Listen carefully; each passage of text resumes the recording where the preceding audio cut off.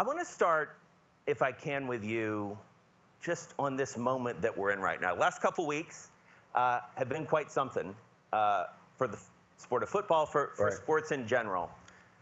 Let's jump right in, if we can, and talk about this moment that the NFL finds itself in, talking about diversity, talking about representation. You head the Social Justice Committee, I believe, for the league. What do we need to do? What needs to happen for the NFL? Well, it's a great question. I would go back and, one of my very close friends in life was John Lewis, Congressman Lewis, who's passed away, and one of our board members for many years was Andy Young. And every time we talked to them about social justice and where we are and issues and what have you, they would always stop and remind us, look, you have to first recognize, how far we've come. And so I think that, we either can curse the darkness or light a candle, and I think we have to recognize, initially at least, all the progress that has been made. And speaking of the NFL, the league office has been tremendous progress. Last year, 55% of the people that were hired out of 1,100 associates that are there were women, 46% were African American. And we've seen a lot of changes at the club level as well, with coordinators and executives, et cetera. What hasn't worked is the head coaches. We only have 3 black head coaches out of 32 teams. 75% of our players are African American. So that's not acceptable. The commissioner said that when he did his press conference on Wednesday, and I would certainly agree with that. I serve on that committee, on the DEI committee. I don't chair, actually, the other committee, but I'm on it as well. So I think what Roger said is what I would suggest as a businessman looking at is that, it's not working. A lot of things are working, but let's look at that, because that is not working. And take it apart, take the whole puzzle apart, look at every piece of the puzzle and trying to figure out what can we do differently. And it means we have to, not only talk to Coach Flores, who filed a lawsuit against the league and against, 3 clubs specifically, but we have to talk to other coaches, other players, find out, their viewpoint about what their experiences are. Bring in some folks on the outside who are not embedded in the NFL and who have had great track records in doing this, and find out what practices we can do differently.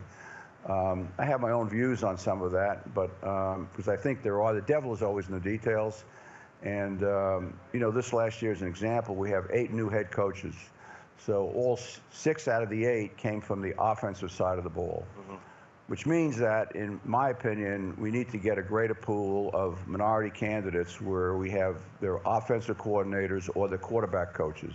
This is a quarterback-driven league, and you need to have, people in that pool that are touching the quarterbacks in one form or another. So, I think that's a specific thing. The other thing I would recommend, and I've suggested this to the commissioner, is that, if you have a club that each franchise is owned independently, we all understand that. But if you have a club that is not performing at levels that most people would say are reasonable based on, today's standards and what the expectations are for many people would argue, the leading professional sports league in the world, bring them to the principal's office and bring the owner, bring the executives, et cetera, and talk about why isn't this working? Tell me what your issues are. Let's share with you some best practices from a few other teams. So I think the league can do some more in that regard as well. But is there a sense, Arthur, among the ownership, broadly speaking, is there more of a sense of urgency now? I mean, what are you hearing? You guys are going to convene here, or a lot of you this weekend. What's the mood among the owners? Well, I think as it relates to that question, I think it's not despair. It's that, we got to figure this out. We have got to figure this out. And there's a difference between trying hard and getting results. We all understand that, whether it's sports or business or whatever it may be. But so we have to try hard. But I think, more importantly, we're going to be judged by getting results. And I think when it comes to the head coach situation, we have to do more. The Rooney Rule, and I was on the original committee when that was adopted in 2002. Dan Rooney was our chairperson, may he rest in peace. But has been changed 5 times. So it continues to be refined and refined, and there are some components of it that are working well. So, and I can go into a little detail, but I don't want to take our 20 minutes in doing that. But there's some pieces that are working well in terms of the number of people that are being interviewed that are minority. But we have to get to the decision point, why they're not being hired, and we have to figure that out. And I think there are some things that we can do about it. But you know, there's progress in a lot of areas. We should acknowledge that and kind of take 2 minutes to celebrate that, and then spend the rest of the hour figuring out how do we deal with this situation in terms of head coaching. It is interesting to hear you say, and then I want to move on to some other stuff, but this notion that the league maybe has more power that it can exert here. Because you look at the NBA, and it feels like maybe it's a slightly different dynamic. Fair? It is. Yeah, I think that's fair. So I think the commissioner, I've known Roger since, well, 20 years. I've been in the league, and he's been our commissioner for 17 years, 17 years, I think. And he, he's a very good listener. I mean, he's a really good listener. If you work with him as a businessman, you'd say, well, he asks good questions and he really listens to the answers. So I think he cares deeply about the issues, but I think that he can exert some more influence, not over our feelings about it, but directionally, how are we doing? Right. And if we're not doing as well as a league, then obviously call for this. Let's examine every piece and component of it and go from there. But those clubs that for whatever reason are not stepping up or don't have the results, have discussions with them about it, but have discussions that are serious. Right. And I think that would help a little bit. It's interesting to talk about that issue in the context of what is indisputably, or undisputably, if you want to speak improperly, an incredibly popular game. I mean, so exciting, ratings through the roof. The most watched television programs are all NFL games. Right. What do you attribute that to? Well, to the game itself. I think the game itself is, I don't know how many of you are football fans, American football fans, but, the 4 games we had over the divisional weekend, they were unbelievable. I mean, each one was better than the other one. And so I think the game is intact. The game is being run well. We continue to refine the rules and, looking at different variety of things, and probably take a look at the overtime rule again and see if that's going to work as well as it has, in the past. And our team president, Rich McKay, happens to chairs the competition committee, so we'll take a look at that. What changes there'll be, I don't know, but I think the game itself is really in good stead. And real parity. So, it feels well, like. It's designed that way, and that's, you and I were chatting beforehand. If you look at these 2 teams that are playing on Sunday, the Bengals were built a certain way through the draft primarily. They had a good free agency selection process this last year. A number of their free agents are playing significant roles on the team this year. The Rams, on the other hand, the gentleman who's the general manager that worked for us for 12, 13 years, really good guy. I mean, they don't have a first or second round pick to the year 2050. So they have traded all of their higher picks, but they've accumulated. If you look at their picks, they've got like 8 to 10 picks, but they're in the latter rounds. So, their philosophy is, we need more picks, and the more darts we throw at the board, the chances are we're going to have some success. So, each team is built differently, but obviously they're both very, very successful. And we should shout out our fellow Atlantan, Sean McVay. The pride of Marist School, coaching the Rams. Yes, and the fun fact that I'm sure you know that everybody keeps bringing up is he beat out Calvin Johnson for the high school player of the year his senior year. Did you know that? I didn't know that. Isn't that crazy? Is that right? They won the state championship. Yeah. Go Marist. My brothers went there, so they'll be happy to hear me. I didn't go there. I remember which they remind me about all the time. The year that Calvin was drafted was the same year that we drafted our quarterback, Matt Ryan. And I remember the then owner of he still is the owner, the family's the owner of the Lions, Bill Ford, who I knew from my experience at work at Home Depot, et cetera. And Bill called me and said, well, would you like, Calvin Johnson's a homegrown guy, as you guys. I said, we need Georgia Tech. Georgia Tech, when a quarterback. He said, well, I don't make those decisions. Our GM will and our coach will, et cetera. But he said, well, we want your entire draft class.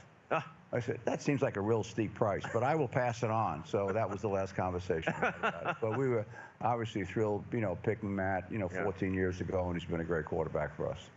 Talk to me about the other football team that you own. The soccer team. Wildly successful, filling your stadium, in your pretty new stadium in a way.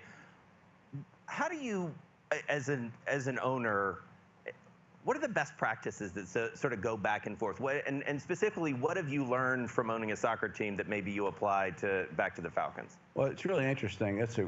That's a great question, because sometimes I'll press our football people, to follow and to understand a little more what in terms of folks here that may not know it, we've been in the soccer business for 5 years. We hold all the attendance records by game, by season, playoff games, et cetera, in the history of MLS, which is 26, going on 27 years now. But the success we've had in soccer has been because we really have spent a lot of time at a grassroots level building the franchise. We've been in every pub in Atlanta, I don't know how many times, spending time with soccer folks, understanding, what their sense of ownership. In the world of soccer fans, even more so than American football fans, they feel like they actually own the team. I mean, if you do things that they don't like, they actually let you know it, and they say, you work for us, we don't work for you. And because our core philosophy in all of our businesses that the people that we serve do really own all of our businesses. We're there to service them and all of our businesses. So, that connection to the everyday fans, and they bring that energy to the building, and that's what creates the kind of excitement we're seeing in Atlanta, and we perform well on the pitch as well. So we've been in the playoffs 4 out of 5 years. We won the MLS Cup. We won the Campeones Cup. We've won a whole variety of cups, and there's quite a few cups in soccer, but we've been very successful with it. So on the American football side, we've tried to understand that. It's a little bit different because the game flows differently. You have timeouts, and you don't have the constant playing time that we do in soccer. But, we're trying to bring that energy over because I do think it's very important. It's not only the NFL, it's not only important in terms of the viewership and the ratings and the media deals, and all that's great, and the CBA contracts. All of that is very important, but it's important to have the energy within the building as well.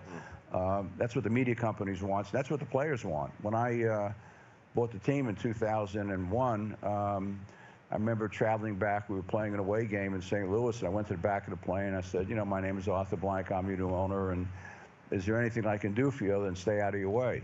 I said, I don't call plays. I'm not going to, but, all that. He said, just fill up the building for us, because that emotion, that energy turns on the players. Yeah. It really is very, very important to them. So, at that point, 40% of our fans didn't come to the stadium, were empty, and of the other 60%, half of them would root for the visiting team. So we've changed that, but it's still, the energy you get from soccer is very unique in that world, and it's been a thrill for us to be involved in it.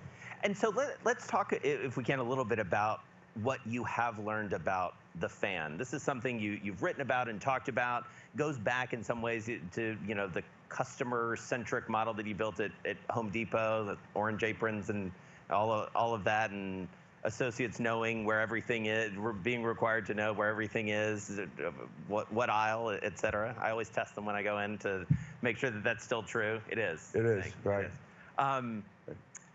Atlanta is such a unique place because you have some very serious sports fans, people coming, as you alluded to, expats from New York and other places in California. College football's a huge thing. The NBA team is coming on.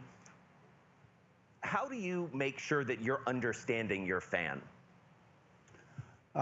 It's really not complicated. I mean, a lot of these things in business we make, very complicated. If you understand, if you have like deep humility, I mean, it really takes like real humility, not saying, well, I'm humble, but I'm actually have deep humility and understand at the end of the day, whether it be the days at Home Depot or really our Falcons, our football team, our soccer team, our PGA business, our guest ranches, it all starts with an inverted triangle, and I'm at the bottom of the triangle. The people that we're serving are up here at the top. So the fans, in this case, since we're talking about sports teams, the fans are up here.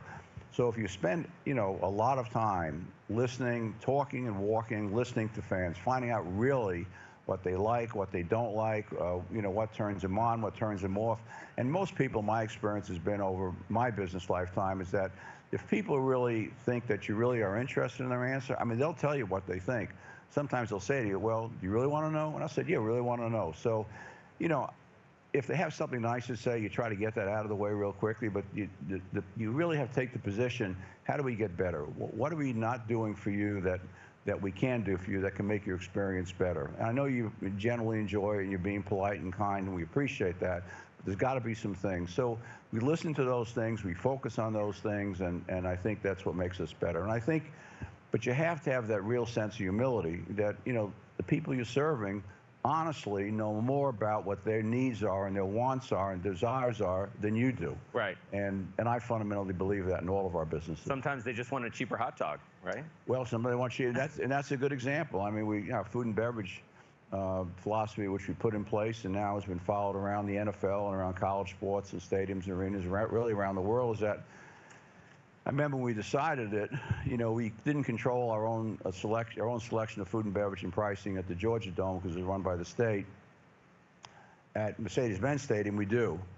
So I remember I had a meeting with our management team, and I said, you know, it's one of the things that always annoyed me. I've got 6 children, you name an age, I have a child. One of my sons is here, works for the NFL right over there, Josh. He always used to frustrate me because once you went to a football game, a soccer game, a baseball game, whatever it may be, you always felt like you were captive in there, and they would charge you, you know, $5, $7 for a hot dog, $5, $7 for water or soda, whatever it may be. I said, you know, we're not doing that. So we don't want to charge a nickel more than what everybody else is charging, what I called on the street. We call it now, you know, consumer-friendly pricing. But basically, we cut our prices in half.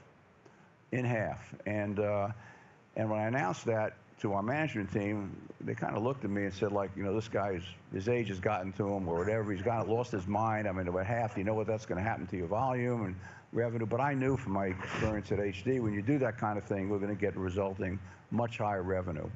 So, and that's what's happened. It's become a model. And in fact, I remember the first game, we opened up Mercedes-Benz Stadium. We were playing against the Green Bay Packers, and it was on Sunday Night Football. And I got a letter a couple of days later from President Obama, who wrote to me and said, you know, I watched the game. He happens to be a football fan, not a Falcon fan. Well, he's probably a Falcon fan too, but he's a strong Bears fan. But in any event, he wrote me and said, I just want to thank you so much for what you're doing for fans across America, this middle class of America that can't afford, you know, prices and what have you at the levels they're being asked to pay in these stadiums and arenas. So, you know, that's been incredibly successful, and our food and beverage volumes have doubled and tripled. We've voted #1 since we opened up the stadium for fan experience, both by the NFL and by Major League Soccer. So it's been, you know, but that's an example of trying to listen to who we're serving and how can we give you a better experience. Right. On that note, or sort of along those lines,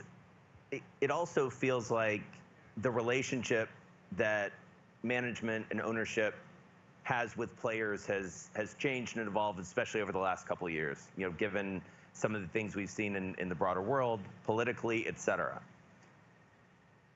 Where does that go next? And would you agree with that? And where does it go next? And how do you ensure that you have the right working relationship with a group of people who rightly, I would say, feel more empowered to voice their concerns, not just to you, but to the public at large? Well, I think, you know, let's use the NFL as an example. I think the NFL, the way it's structured, it's really a partnership. Honestly, it's not, you know, it's a partnership between the players and the league and our media partners, et cetera. So my attitude has always been, and has always been in all of our businesses, is that, but let's talk about the NFL with our players. I've told them from day one a couple of things. Number one, without our fans, and I've told this to every single team I've had for 20 years, one of the messages is that we have 22 guys playing sandlot football. So you need to always understand that, you know, your compensation, whatever levels it's at, et cetera, really is coming. I'm the conduit for it, our franchise is, but it's coming from our fan base, either by being there personally or watching TV or whatever the events are. So, you know, we have to understand that, and that puts them, I think, in the right perspective. I also think they're taking on much more responsibility, as understanding they have a platform now, and using that platform to deal with the social issues that we have today that we all understand. And there's a broad range of them. Probably America is probably more tense and more stressed now for a variety of reasons, not only the pandemic, but a variety of reasons between the haves and the have-nots. And other changes in our demographics, et cetera. So, you know, we try to listen to our players, and my attitude has always been that, you know, we should treat every player on our squad every year like they're a free agent. They're not under contract. They are under contract, but we don't treat them like they're under contract. So we have to earn their respect, earn their desire to want to stay with us, because at some point they will become a free agent. And then it's a matter, you know, do they want to go live in another city or play for somebody else, or they rather play for an ownership or a franchise where they're considered to be like really important. They're not a commodity. They're treated as a person. We spend time understanding themselves, their families, what their interests are, what their values are, what their community connections are, what they want to do, and put them in positions where they can have an impact, you know, on the community in a variety of ways, but do it in a setting that they're comfortable. Some players are comfortable talking in front of school kids. Some players are in front of, you know, patients in a hospital. Whatever it may be, we put them in a setting where they feel the most comfortable. They can talk from their hearts. And it's an unbelievable amount of work that players across the NFL do. They're one day off a week on Tuesday. It's the only day they're off. An incredible number of players give up that one day, and they prefer to be home and be with their families, et cetera, but they give up that one day and do something in the community, and it's your pleasure to see it. We only have a couple minutes left, but you know, I was thinking as I was getting ready for this about a conversation you and I had when your book came out, and a couple of years ago. It's a great book. You poured a lot of yourself into it. Clearly, it's a little bit raw at times in a good way. You know, talking about, you know, some of your experiences in ownership and elsewhere. One of the stories you told was when you first became an owner, you had a breakfast with Robert Kraft, and he talked to you about how different this is going to be from being the CEO. You've been a very successful CEO of a publicly traded company. You ain't seen nothing. Like, now that you own a football team, you're now on the other side of those conversations. What do you tell a new owner, whether it's in the NFL or the NBA or the MLS or whatever it is? Well, I think, you know, the counsel that Robert gave me at that time, and he'd been in the league for, you know, maybe half a dozen years then. He didn't have 7 rings. I don't know. I think he's got 7 rings now, something like that. He got a ring for almost every finger. But too soon. Too soon. Yeah, very quickly. But in any event, you know, the discussion was, you know, what really said to me is that, you know, I want you to do 2 things in terms of counsel to me. And the commissioner, Tagliabue, then had asked him, he was in the office, said, have breakfast with this guy, spend time with him. He said, number 1, the values that you built, you know, your great company, the Home Depot, apply those same values. Don't change any of that. People are going to tell you the NFL's different, it's a different business. Don't, you know, you can treat associates different, players different, you know, everything's different. I would tell you that actually that's not so. He said, what is different is the media and is the coverage you're going to get. So I kind of laughed at him. I said, well, you know, Robert, we're a public company since 1981, and, you know, we had to deal with, you know, a company that was moving in this direction. Stock was moving in this direction for all those years, still is, thank heavens. And he said, he winked at me and looked at me, winked and smiled, and he said, you don't understand it, but you will. So those of you who have children, sometimes when they're really young and they ask you a difficult question, and you know you can't give them like a really good answer, you'll say, just wait a couple of years and you'll understand it. So I think looking back, I think, you know, the media connection, the openness of the sport, being prepared to deal with all of that, I think is very different. But, you know, basically the values we talk about in the book, you mentioned good company, and those values apply in all of our businesses, whether we have guest ranches or, you know, leading golf retail in America today, or a soccer team, football team. It's really all the same, but it starts with our associates, which is, in case of the NFL, it's players and other people that support the players in running the franchise, and then it goes obviously to the people we're serving, which is our fans and our guests and our customers. They're the people at the very top, and I think if you pay the most attention to them and listen to them and really listen to them, because you're really trying to get wise, the wisdom is there, and you can follow that yellow brick road to you know, very high success. It's great to spend some time with you. Thank you so much. Thank you, Jason. Have fun here in LA. We will. Go Falcons. Thank you. Good. Yeah. Thank you. I appreciate it.